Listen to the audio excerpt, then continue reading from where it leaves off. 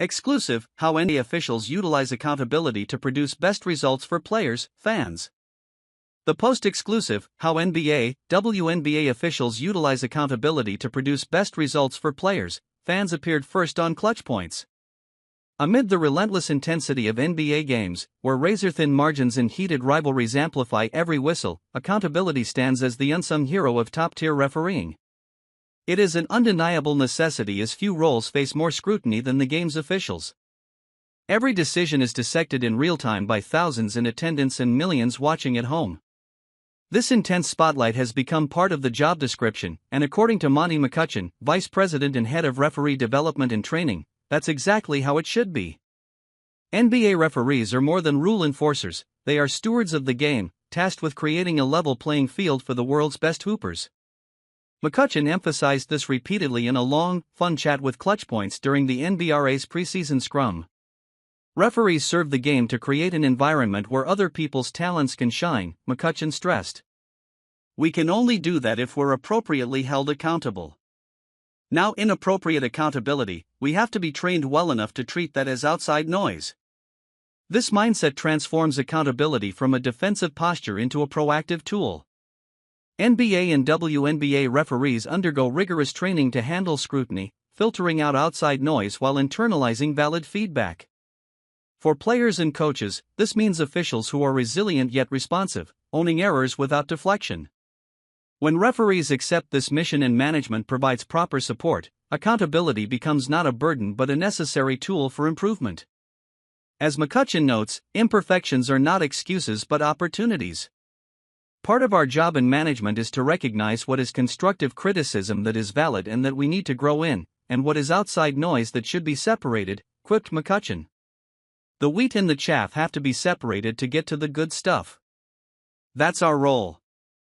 This separation ensures that feedback from players and coaches, which is often delivered in the heat of the moment, will improvements. Management facilitates post-game analyses and rule clarifications, turning potential conflicts into collaborative advancements. The result? A sharper officiating crew that minimizes errors and ensures that referee development is driven by substantive analysis. Around 96% of the whistled calls last season were correct after all. McCutcheon's crew looked at almost 750,000 decisions last season to make sure. In an era of instant social media reactions and hot take culture, NBA and WNBA officials face a constant barrage of commentary. Some of that fussing is informed, much of it emotional. Training referees to distinguish between legitimate feedback rooted in rules knowledge and criticism driven purely by partisan fandom becomes essential to their development and mental well-being. Monty McCutcheon does not view fan criticism as something to be dismissed or feared. Instead, he sees engaged fans as potential partners in accountability. There is more respect for everyone involved when the fans better understand the rules and training officials undergo. Our fans should hold us accountable. I do think it would make the games more fun for them, McCutcheon laughed.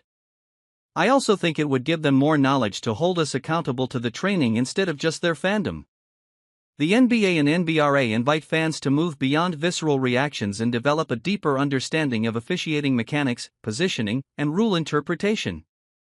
It saves on cussing and conspiracy theories later.